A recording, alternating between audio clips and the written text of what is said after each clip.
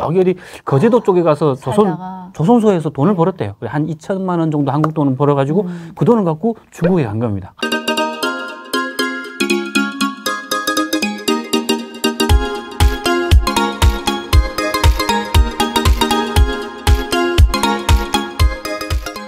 시청자 여러분 안녕하세요. 안녕하십니까. 오늘은 북한 특전사 출신 이용길 씨를 모셨습니다. 안녕하십니까. 본인 소개 좀 해주세요. 예, 저는 북한 최고의 특수부대, 한국으로 말하면 특전사, 여기 11군단 연락병으로 한 5년 정도 복무하고 대학교 추천받고 제대돼서. 근데 정말 이게 사람 앉혀놓고 이렇게 얘기하면 안 되지만은 특전사 하면은 우리 대한민국 특전사들은 멋있더라고. 근데 특전사 출신은 맞겠죠? 전역하면 그 멋있는 모습이 그냥 없어져요? 일반 아저씨가 돼버립니다. 그럼 그냥 옛날 모습 그대로 예. 그냥 멋있는 모습으로 간직하겠습니다. 네.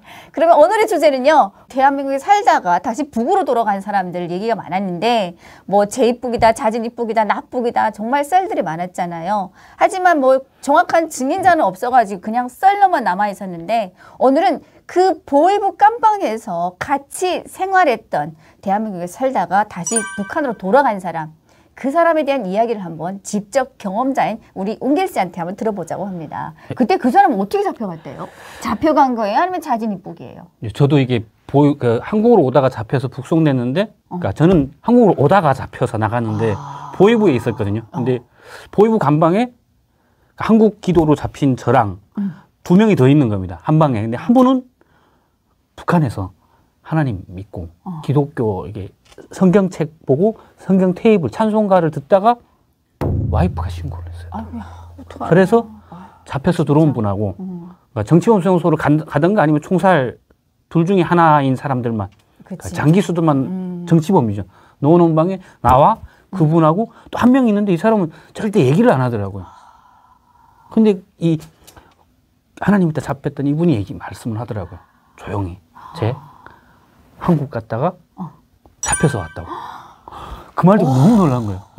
얘기를 못 하는데 화장실을 어떻게 한번 같이 가게 됐어요. 화장실 저러 앉아있고 옆에 그 남한에서 잡혀왔던 형님이 앉아있는 거예요.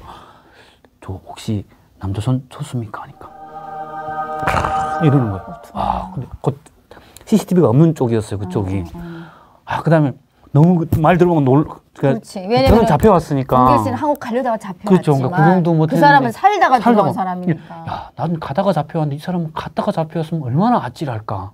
그러면은 그 당시에 그 사람이랑 뭐 보이부 아래서라는 거는 길게 옆에 사람이랑 말을 할 수 있는 기회를 안 줘요. 그렇죠. 잠깐 개요들이 나갔을 때 이야기할 수 있는데 그럼 또 어떤 얘기를 들었어요? 근데 이분이 어떻게 하다 납치됐다는 말씀하시는 게 얘기를 했어요. 그러니까 그 온성에 그러니까 가족이 남겨두고 그러니까 형님 가족이 있어요. 그러니까 본인은 혼자인데 그러니까 그 북한에 있을 때부터 이렇게 브로커를 하다가 북한 보이부에 잡히게 되니까 도망쳐서 한국으로 온 거예요.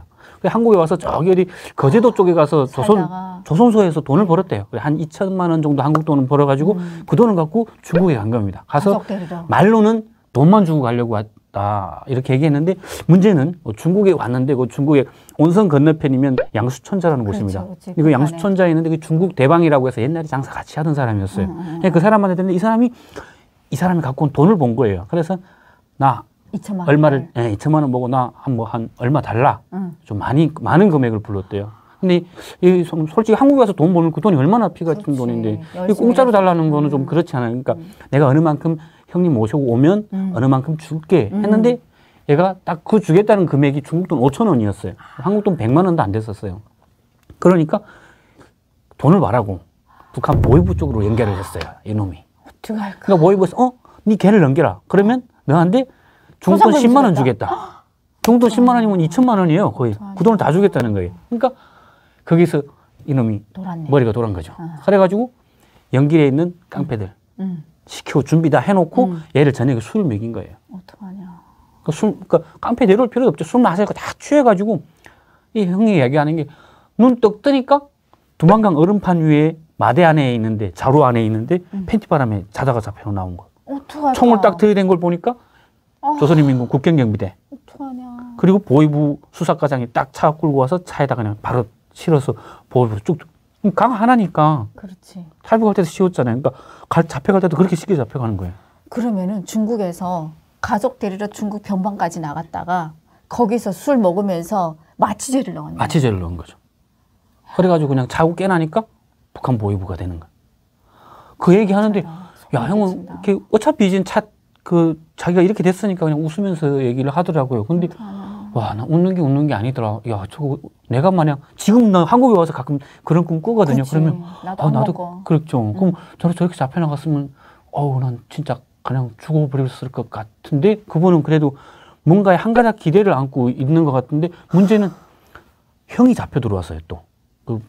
데리고 올려거든요. 데리고 올라간 형이 온성장마당 시기수리공이었는데 형이 들어왔는데 형이 딱 들어와서 보니까 동생이 자기 때문에 잡혔잖아요.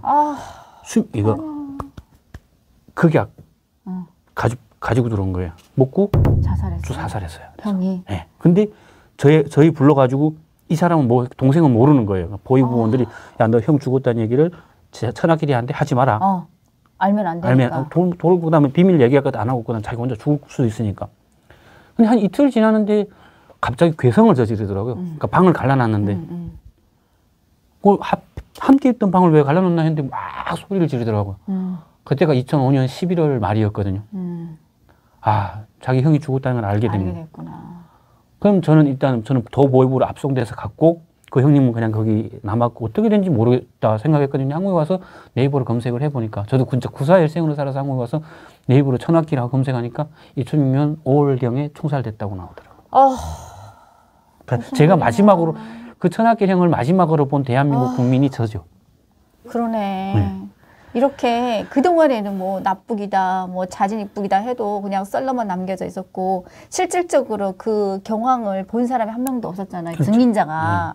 근데 우리 또 옹결 씨는 직접 그 사람을 보았다고 합니다. 그러니까 진짜 산 증인인 거예요. 그렇죠. 납북인 게. 중국으로 통해서 몽골이나 태국 뭐 이렇게 해서 삼국을 걸쳐서 한국까지 온 사람들은 정말 진짜 여성들도 그렇고 남자들도 너무 고생을 하며 왔기 때문에 절대 자기 발로 북한을 돌아갈 일은 없는 거예요. 이게 북한에서 정말 마음 잡고 대한민국 자유를 찾아온 사람들은 죽을 지연정 다시 돌아 안 갑니다. 하지만 지난번에처럼 이렇게 헤엄쳐 간 사람 그런 사람 같은 경우는 뭐 올 때도 수영해서 왔다고 하니까 그냥 쉽게 생각한 거예요. 그렇죠. 물살 잘만 타면 왔다가 갔다 하는 거 어렵지 않으니까. 일하기 싫어서 간 거예요. 그렇죠. 그게 또 사고를 쳤잖아요. 여기 와서. 그러니까. 사고도 치고 살 길이 없으니까 그냥 저쪽 가면 살려주겠나 해서 그냥 돌아간 건데. 죽었다고 하던데요. 죽었다고요? 네, 총살됐다고 그러더라고요. 안 살려줬지. 안 살렸어요. 왜냐하면 대한민국에서 진짜 얼마나 많은 정보를 알았어요. 그렇죠. 특히나 김씨 일가들에 대한 거를 알아서는 안 될 거를 많이 알고 있잖아요. 그러니까 죽이죠. 비밀로 남겨져야 되니까. 그렇죠. 아무튼 그렇게 해가지고 그때 보위부에서 옹길 씨는 풀려 나와서 그래서 한국에 올라오고 풀려 나온 게 아니고 저는 탈출을 했어요. 어떻게 보면 쇼생크 탈출처럼 거의 탈출했어요? 화장실로 탈출했다는 소리를 많이 듣지 않습니까? 들었어요. 제가 화장실로 탈출했어요. 오 마이 갓. 화장실 밑에 빠져가지고. 진짜? 여름에 겨울에? 더 모이고 이런 직결 수용소라는 데 내려가서 지금 마지막 정치원 수용소 가기 전 단계예요. 근데 변속관을 어떻게 도망갔어요? 그 몸무게가 그때 제가 37kg까지 나갔어요. 영양실조로. 그러니까 너무 하루에 한 200대씩 맞고 고무 맞고 막 배고프고 막 영양실조 걸리고 하니까 이게 이미 직장이 풀린다는 게 있어요. 항문이 손이 들어간다는 거. 직장이 풀렸어요. 그러니까 내가 화장실 가고 싶다 하면 이미 바지로 나가고 있어요. 거지. 그러니까 미리 얘기하고 화장실 갔다 오겠습니다 하니까 나는 어차피 죽을 애랑 며칠 못 살 애라는 거 아니까 화장실 가라. 그 자례식 화장실이었고 저희는 그 제강소에 브로크치키 김일성, 김정일이랑 온실 브로크치키 나갔었거든요. 다른 제수들은 일하는데 갑자기 그날 장맛비가 쫙 온 거예요. 소나기 쫙. 소나기면 북한도 이렇게 잠깐 하면 멎는데 안 멎으니까 얘네가 일하는 애들 다 데리고 그 컨테이너 감옥으로 데리고 들어갔어요. 근데 저를 까먹고 들어간 거예요. 어떡할까? 배속관을 보낸 거 까먹고. 화장실 보낸 거 까먹고. 워낙 개만하게 37kg니까. 어떡해, 다행이다. 사람이 아닌 거죠. 그러니까 뭐 까먹던가 아니면 그게 뭐 저번 가지고 어떻게 가다가 죽을 건데. 그래서 신경도 안 쓴 것 같아요. 화장실 앉아있는데 수세식이잖아요. 그러니까 밑에 보이는데 뭐 금방 퍼가지고 얼마 안 찼더라고요. 근데 정작 또 빠지니까 그래도 배꼽은 넘어요. 근데 뭐 빠지는 게 문제가 아니고 고민을 많이 했어요. 한 10분을 고민했어요. 맞아 죽을 것이냐 아니면 가다 죽을 것이냐. 에이 뭐 가다 죽자. 고민을 많이 하지. 가다 죽자 하고 10분 결심하고 들어갔어요. 그래서 뒤로 이렇게 해가지고 푸는 대로 나와서 진짜 한 1시간을 내가 달렸다고 생각을 하는데 달린 건지 기억하는지 생각 안 날 정도로 뛰었어요. 뛰어서 아는 분 집에 숨었어요. 그분도 자기 집에 못 숨기고 다른 집에 또 옮겨서 지하에서 돼지 키우는 데서 숨어서 그 지하에 한 달 동안 영양보충 다 하고 그리고 지하에서. 마지막 부모님 묘소에 가서 마지막 길입니다. 가다가 죽더라도 가겠습니다 하고 인사했구나. 마지막 다시는 제가 부모님 묘소를 못 와볼 것 같습니다. 아, 눈물 난다. 그리고 인사드리고 떠났는데 진짜 기적같이 자유 그냥 순조롭게 위조 공민증 가지고 다른 사람 거 가지고 왔는데 순조롭게 쭉쭉 풀려서 그냥 몽골까지 들어갔구나. 몽골까지 들어갔어요. 그럼 몽골에 가지고 몽골에서 체류돼서 있다가 대한민국으로 온 거네요. 어땠어요? 대한민국 오면서 비행기에 탔을 때. 진짜 비행기 탈 때까지 불안한 거. 그러니까 이게 환희와 뭐가 섞이는 거 있잖아요. 야, 내가 과연 한국으로 가는 건가?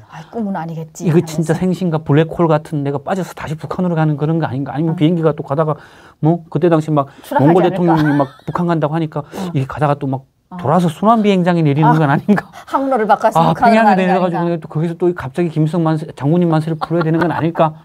막 되게 고민을 많이 했었거든요. 마지막 대한민국 공항에 인천공항에 딱 제 눈물이 막 나와요. 그 국정원에서 나오신 분들이 대한민국 오신 것을 축하드립니다 하는데 와 진짜 막 펄썩 주저앉아가지고 그렇게 울었던 것 같아요. 제가. 국정원 그러면은 인천공항에 도착했을 때 그 인천공항의 그런 화려한 그런 광경을 보고 어떤 생각이 들었어요? 이게 참 희한한 게 제가 처음에 중국에 왔을 때는 막 자본주의 그 피카번쩍하고 막 노래가 쿵쾅하고 막 아파트 불빛들이 막 야 이건 이제 북한에서 본 나르니아 연대기라는 책 그러니까 옷장문을 열면 다른 세계가 나오는 것 같은 그런 느낌이었는데 이게 왜일까? 인천공항이 세계 최고의 공항이잖아요. 내렸는데 그냥 그냥 평양에 왔던 느낌 같은 느낌? 이게 나는 그래서 느꼈어요. 이게 핏줄이고 한민족이구나. 언어가 통하는 나라. 그렇지. 네, 우리말을 하는 나라. 그러니까 이게 진짜 지금 생각도 소름 끼치는 게 와 인천공항이면 와 진짜 천국에 온 거다 생각해야 되는데 그냥 청진에서 함흥 온 느낌. 그러니까 느낌. 인천공항이면은 그러니까 그 한국에 오기 전에는 외국에 왔다라는 그런 느낌을 가져야 되는데 그쵸, 그냥 내 나라 땅에 온 느낌. 그러니까요. 딱 내는데 그냥 그냥 깨끗한 내 고향 같은 느낌. 그게 이게 한민족이라는 게 이게 핏줄이구나. 보통 다른 사람들은 인천공항에 딱 내렸을 때 어땠어요? 라고 물어보면은 멋있다는 건 정말 뭐 상상을 초월할 정도로 멋있고 이런 얘기를 하는데 우리 은기 씨는 남다른 얘기를 하네요. 그렇죠. 내 고향과 같았다. 진짜 오늘 감회가 새롭네. 처음 들어요, 저도. 진짜 그런 느낌 들어서. 그러면은 비행기 타면서 군내 밥을 안 먹었어요? 술을 많이 마셨죠. 난 비행기에서 술 줄 줄은 몰랐어요. 거기다가 탈 때 그 그쪽 대사관 직원분이 그러시더라고요. 올라가면서 술을 좀 주긴 하는데 많이 마시지 마세요 하는데 돈 주고 마시는 건 줄 알았거든요. 근데 돈이 없으니까 어차피 그 옆에 있는 누나 보고 누나 돈 좀 빌려줘 술 좀 사줘. 공짜야 하더라고요. 그래요? 한 잔 주세요. 그러니까 한 6잔 주더라고요. 그래 아이고 마시고.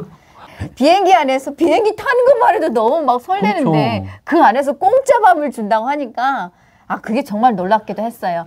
또 옛날 그 일을 생각하면 아직도 평생 못 잊죠, 저희는. 그렇죠. 그때 그 기분, 그 감정은.